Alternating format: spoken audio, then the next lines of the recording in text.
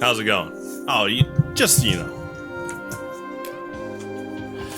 reading a Renaissance era level 11 out of 10 novel.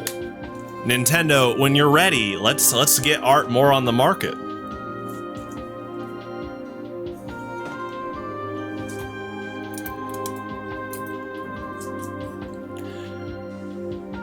Wasted time. Isn't that interesting to think about?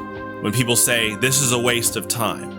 And how would one define what is a waste of time? I think what's interesting is when it comes down to opinions on a waste of time, waste of, quote, life.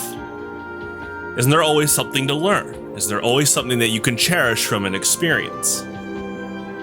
When it comes to time and seeing it as an enemy, yeah, that's a pretty stressful life, whether it's an exam the night before, a paper due a week away, or a big project for your job that you have about a month to do, but the stress of your salary being on the line if you're already in trouble at work can add a lot to that pressure as the clock ticks away. I think we've all, in general, had some type of experience where we're doing something like that, and the clock does tick away. It's you, your project, and something that doesn't change. The flow of time doesn't change for anyone, and despite what we feel as kids, where we have less years of experience and time feels to go slower, I can attest as an 11-year-old in 5th grade, I look at the clock sometimes and be like, it's 2 o'clock in my head. And I feel like that day felt forever. Still like 2 more hours till school ends, and only a few years later, even just in high school, time went by a lot faster. Got more experience in the relativity of time. So, what does it mean when you stress under pressure? What does it mean when the context of time adds a new element of you caring?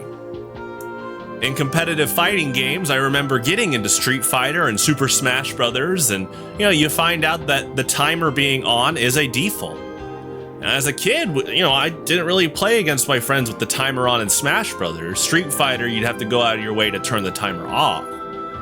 And then as I got more into competitive play in both series, I quickly recognized the value of time in those games. It's a good constant to have to press for decision making, whether it's offensive or defensive, whether it's doing nothing, but doing nothing is doing something because the time is constant. The game state will continue, and whoever has the highest amount of health or the most lives in Super Smash Bros. Case wins the game. So how can one work with time as their ally when it comes to life? Oftentimes we beat ourselves up from the past and regrets or things we missed out on. But that's a bad snowball to go down. And, rather than comparing your life to others and say, I missed out on this, and that, the good old days, I wish I grew up in the 80s, said someone born in 95.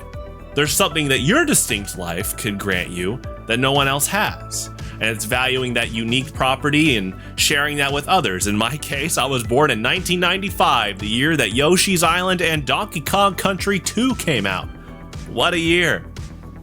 And I think everyone has individual experiences with time and their own stories. So the night before when a paper's due, oftentimes your overdrive engine goes crazy and you find this miraculous motivation to write a whole Civil War paper about turning the tides for the Union Army and how Grant and Sherman made way for that. You had 2 weeks to do the paper, but the night before you somehow go full genius mode. But it was always there. And now that you're respecting time more, you start to realize, what if I do this for myself? What if I hone a discipline that works with time as an ally?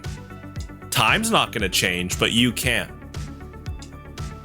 Help others recognize to value their own time, and you all can go on just a great course of momentum, cherishing each other's time and respecting each other's time. And I can tell you, some of my best friendships, Michael Torres, Ryan Green, Nick Luceretta, many others, are from people that valued my time and I valued theirs. And out of that mutual respect, great friendships came about. And it's true what they say, good friends will make time for others. But that goes both ways. You respect each other's time. You respect how there's many things to go on in life. But the cool part is you still find time for those people. You know, it's appropriate for this month, appropriate for this holiday week. But A Christmas Carol really is a timeless story about respecting time and working with it rather than as an enemy. As we learned from Scrooge, spoiler alert, the ghost of Christmas future definitely was showing him a grim result at the very end.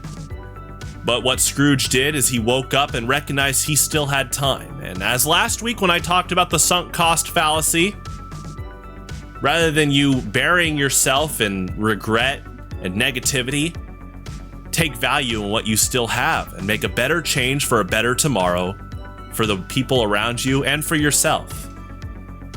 I love Mondays.